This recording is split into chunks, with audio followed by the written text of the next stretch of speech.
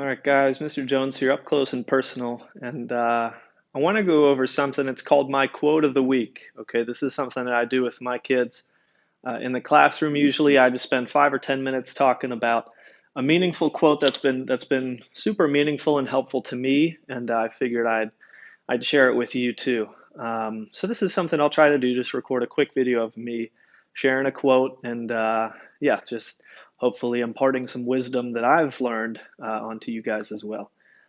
So this quote, I know it's on a wrinkly poster here because it's been sitting in the classroom because of the quarantine the whole time, but it's on a poster. Not all the quotes will be on a poster, but I put this one on a poster because it's maybe the quote that's had the most impact on me in my lifetime. So it's a big one. It says, "The person who does not read has no advantage over the person who cannot read." Mark Twain said that.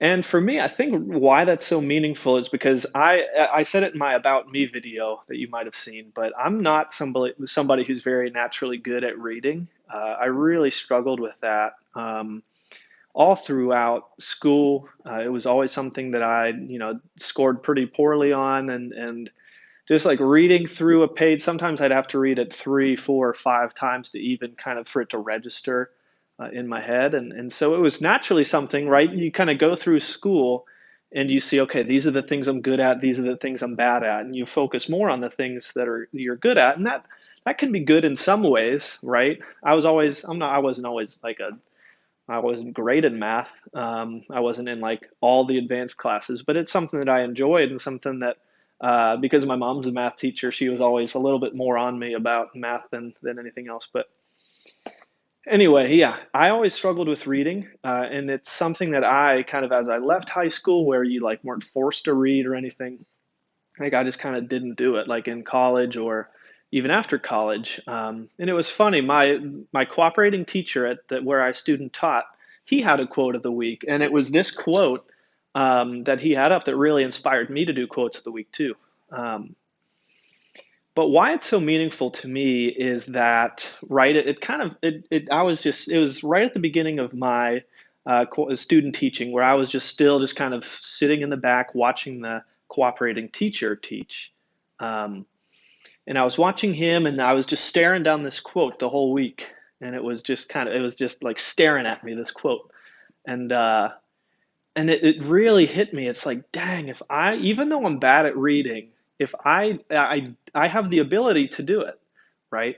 I have the ability to read, even though if it's not something I'm very good at. So if I don't read, like I'm basically wasting this thing that I've been given, this ability to read, and it's like lowering yourself, right? By choosing to not read, I was lowering myself to a position where like I'm on the same level as somebody who can't read at all, right?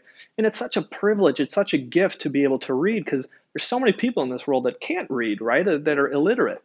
Um, and so this really kind of struck me. It made me feel convicted, meaning like it just very bad and felt like I was wrong for what I was doing by not reading. And so I just starting then I kind of buckled down and like, okay, I'm going to read even though I'm bad at this. Like it's really valuable and so much can be gained from reading. Um, and so it kind of gave me a kick in the pants. That's what a lot of these quotes will be. It'll just kind of kicking my butt and being like, "Hey, you suck. You should do this."